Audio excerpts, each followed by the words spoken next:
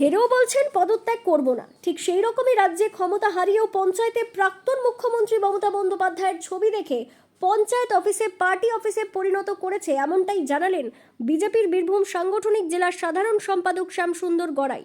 পাশাপাশি তিনি মুখ্যমন্ত্রীকে কড়া আক্রমণও করেন। বলছেন যে আমি ইস্তফা দেব না। এনারা ভেবেছিলেন হয়তো মুখ্যমন্ত্রী একটা খেপে যাওয়ার মতো খেপা মুখ্যমন্ত্রী তুগলকি কাণ্ড যেরকম করছেন, এনারাও ভাবছেন হয়তো হতেও পারে। আবার মুখ্যমন্ত্রী হেরে যাওয়ার পরেও হয়তো মুখ্যমন্ত্রী ভাবতেই পারে, মানুষের মুখ্যমন্ত্রী যেমন ভাবছিলেন পশ্চিমবাংলাকে বোকা বানিয়ে যে আমি ইস্তফা দেবো না, ওনারা ভেবেছেন হয়তো আবার হতে পারে, সূর্য পশ্চিম দিকে উঠতে পারে, এরকম ভাবতে পারে ওনারা করেছেন। এই করিদ্ধা অঞ্চলে বিজেপি শাসিত অঞ্চল হওয়ার সত্ত্বেও তৃণমূল দল এই অঞ্চলটাকে পার্টি অফিস বানিয়ে রেখেছিলেন।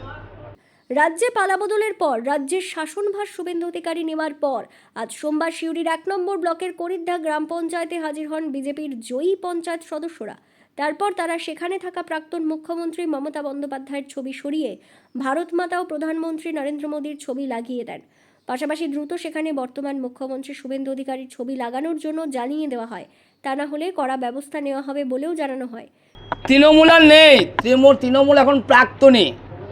এই জিহাদি দলের যে দলনায়িকা, সেই দলনায়িকার ছবি পঞ্চায়েতে ছিল, আপনারা সকলে দেখলেন। সেই দলনায়িকার ছবি সরিয়ে মুখ্যমন্ত্রী, বর্তমান পশ্চিমবাংলার মুখ্যমন্ত্রী মাননীয় শুভেন্দু অধিকারীর ছবি লাগানোর জন্য সরকারি আধিকারিককে আমরা আগ্রহ করে গেলাম।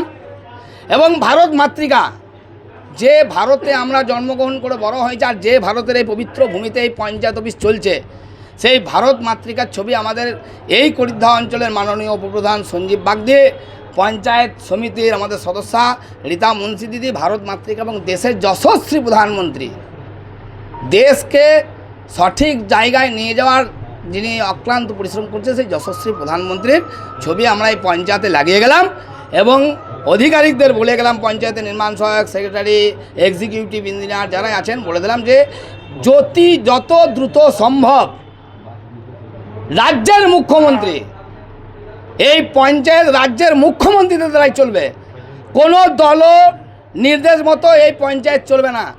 সেটা ওনাদেরকে বললাম, ওনারা আশ্বস্ত করলেন যে হ্যাঁ মাননীয় মুখ্যমন্ত্রীর ছবি ওনারা লাগিয়ে দেবেন। যদি না লাগান, লাগিয়ে দেবেন বলেছেন।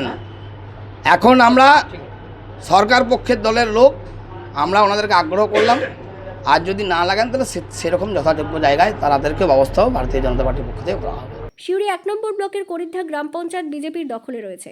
তবে আগের তৃণমূল সরকার চলার সময় নানা টালবাহানা লক্ষ্য করা গিয়েছে। খাতায় কলমে পঞ্চায়েত বিজেপির থাকলেও চালাতো তৃণমূল।